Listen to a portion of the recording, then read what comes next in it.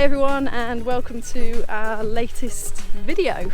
Sorry it's been a while since we've given you an update of what's going on, but we'd actually planned to do it when there was a bit of something going on in the background. But as you can see, not a lot going on in the background. Yeah, so you've basically got me and no tractors. But yeah, so to give you a bit of an update, let's talk about harvest. I mean, it seems like ages ago now, but it was actually only a month ago that we finished harvest. That really intense time of the year, and really to know what was going on with this year's harvest, we'd have to talk about what was going on at this time last year. So, well, it was raining a lot of rain, so we would have normally been drilling at this time of year, and it rained and rained, and a lot of the UK was flooded, and everyone was really struggling to get anything planted. So that meant that we had to do our drilling in the spring, and we didn't drill any wheat. We had some helps from some friends, and it was a crazy time trying to get everything planted in April and early May, and it was really late as well, so that meant that our harvest was also really late. Yeah, harvest was not easy this year.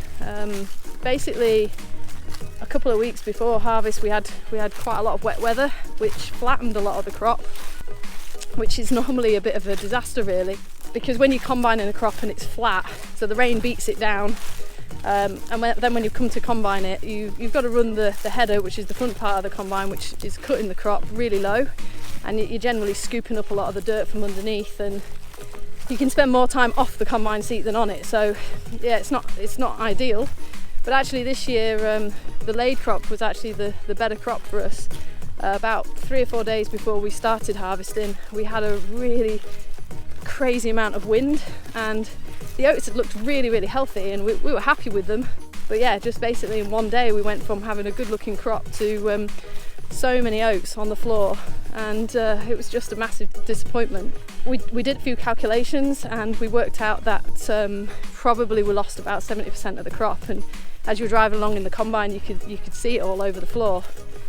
So the mood wasn't very good for the start of harvest, and we weren't really chatting and happy as we were last year. But yeah, we got the remainder in the shed, and actually where the crop had been laid flat, the oats were actually more protected from the wind, which was weird. So yeah, it was actually better where the crop was flat. And then we moved on to the beans. Beans were okay, but if you remember, after drilling in April and May, we had a real drought period, and it was really dry, and we didn't have enough rain for the crops to really get away. So you know, they were suffering for May and June. So the beans were pretty okay, but you know, we really enjoyed working together still, and it was a real teamwork. There were a few wet days as well, so it wasn't all plain sailing, but we didn't have any big breakdowns or big dramas that way. It was just disappointing to see so much of the crop on the floor, especially after such an effort to get it in the first place. So yeah, as much as the crop was a bit of a disaster, you know, I still absolutely loved driving the combine again this year, and I love that teamwork that we have. So you know, it was cool, but it wasn't quite as happy as our harvest from last year.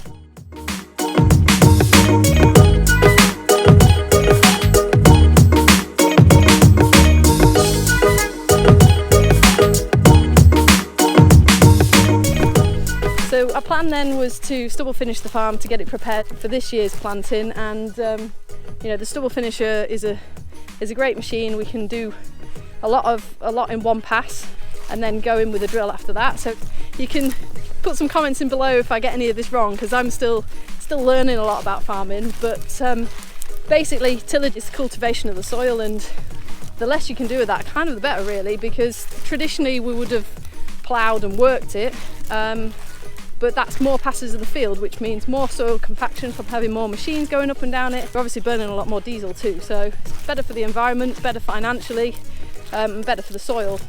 So yeah, our plan was to stubble finish the farm and then go straight in with a drill, but we've had a lot of rain again, so we've got about a third of the farm drilled already, but we've kind of come to a standstill now because we've had so much rain. Yeah, even the stubble finishing didn't go that easily, because there was a lot of greenery in there, which just shows how much of the crop that we lost. So James actually put a topper on the front of the fence and was mowing down the oats to be able to get the stubble finisher to go through it. So that's been a bit of a challenge. Then he's been drilling, and that's been really difficult because the soil is so sticky after all the rain, and the worst thing that can happen is that you get that wheat in, and then we get a lot of rain and the seed starts to rot. So we've been really worried about that too. But yeah, we've got a third of the farm drilled now, so you know, that's pretty positive. We just need a good dry week to be able to get a bit more planted. Yeah, I mean, look, you can see behind me just how green it is. They're all volunteer oats, which are basically grown from the seed that was dropped on the floor that should have been in the combine. We really want to get the wheat in. Ideally, we'd get as much in as possible. You know, we can go into the back end feeling a little bit more relaxed. We just need a good week, and we'd be able to get a little bit more in, and everyone will be happy. That's about it from a farming update. Kind of what else has been happening on the farm? Well, the bees, fed the bees, given them some fondant for the winter, so we'll be opening the hive as little as possible now, between now and the spring, but hopefully we'll get some nice honey from the bees in the new year. And we've been doing a bit of tree planting as well. So we've got some trees from the Woodland Trust, big pack of trees, and we've been putting those in as well. But yeah, all in all, that's about it from us really. Hopefully we'll have some action going on soon, and we'll get the rest of this, at least if we can get drilled up to where has been worked up. You know, maybe James is talking about maybe even going straight in on this, or stubble finishing, or maybe he'll end up ploughing it. It just depends what happens with the weather. But that's about all on our farming update, and yeah, hopefully we'll have another update for you soon.